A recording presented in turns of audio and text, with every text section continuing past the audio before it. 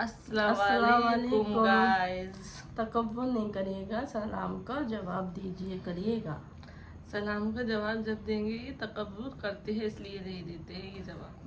क्योंकि सलाम का जवाब देना हमारे इस्लाम में जायज़ है। चलते रस्तगीर को सलाम का जवाब दो। सलाम करो और उसको जवाब लो उससे। ये तो अल्लाह के लिए, जिसको हम जानते नहीं हो, जिसको हम पहचानते नहीं हो, उसको भी सलाम का जवाब सलाम करो और वो फिर आपको जवाब देंगे, क्योंकि सलाम तो अल्लाह के लिए है। कोई आपको सफ़र में मिल जाए उसको भी सलाम करो। छोटा बड़ा कुछ नहीं होता, सलाम करना चाहिए, सलाम करना चाहिए सबको। फिर आज के सवाल क्या है बताइए। आज के सवाल हमारे इस्लाम के मतलब हम पूछेंगे और आप भी हमें बताना कि हम सही पूछते हैं या हम गलत हैं। तो आप कमेंट बॉक्स में हमारे सवालों पे ऑब्जेक्शन उठा सकते हैं, फिर हम उसको सही करेंगे, दुरुस्त करेंगे। आप हमें बताइएगा। अच्छा चलिए बताइए, हमारे सबसे पहले नबी कौन से थे? हमारे सबसे पहले नबी थे आदम अलैहिस्सलाम। हमारे सबसे आखिरी नबी कौन है? हमारे सबसे आखिरी नबी है मोहम्मद सल्लल्लाहु अलैहि वसल्लम। हमारे प्यारे आका रसूलुल्लाह सल्लल्लाहु ताला अलैहि वसल्लम हम उनकी उम्मती हैं और उन्होंने हमारे खातिर बहुत कुर्बानियाँ दी हैं, जिसने हमें जन्नत दिलाई है। अब ये तो अल्लाह जानता है, पर बंदे तो सभी जाएंगे ना, जब तक वो अंदर ही नहीं जाएंगे, जब तक कोई भी बंदा एक बंदा नहीं टिकेगा। अब ये तो अल्लाह बहुत मोहब्बत करते हैं अपने रसूलुल्लाह से। अब उनके सदक़े में हमको सबको अल्लाह हमारे गुनाहों को माफ़ करे और हमें हमेशा इस्तग़फ़ार पढ़ना चाहिए, उठते बैठते इस्तग़फ़ार पढ़ना चाहिए, क्योंकि हम इतने अच्छे नहीं हैं कि हम इतने अच्छे भी, बहुत से लोग पढ़े बहुत अच्छे, पर हम एक इंसान है, आम इंसान है और इंसानों से ही गलतियाँ होती हैं, बहुत होती हैं, हमसे बहुत होती हैं। तो अल्लाह हमें माफ़ करे।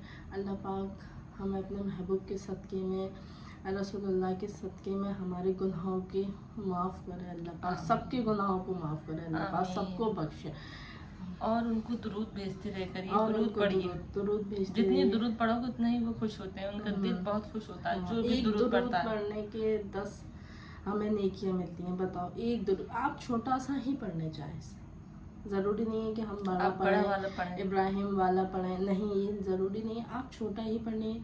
सबसे छोटा दुरूद है हमारा सल्लल्लाहु ताला अलैहि वसल्लम। आप ये भी कहेंगे ना तो आप बहुत, एक दरूद शरीफ की हमारी 10 नेकियां लिखी जाती हैं।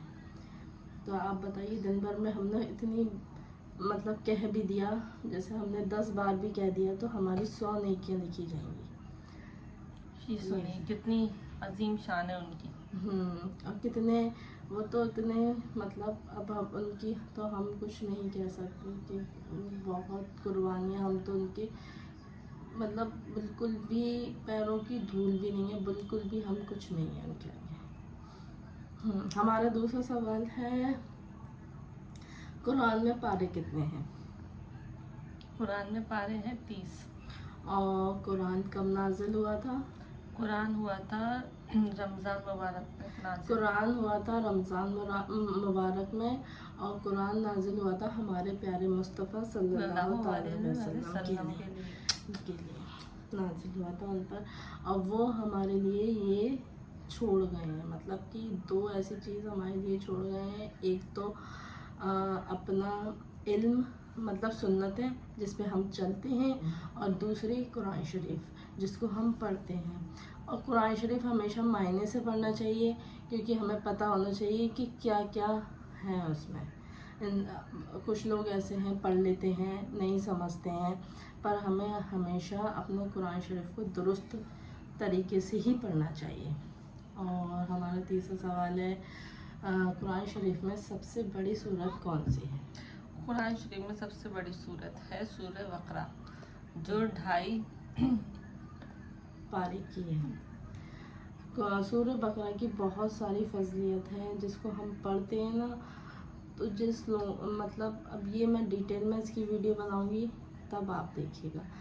और اللہ حافظ، دعاؤں میں یاد رکھیے گا اور ملتے ہیں نیکسٹ ویڈیو میں، اور ویڈیو میں بلاگ میں، جیسے بھی آپ سمجھیں وہ، اور اچھے رہیے گا، آباد رہیے گا، اللہ حافظ، پھر ملتے ہیں اور دعاؤں میں ہمیں یاد رکھیے گا۔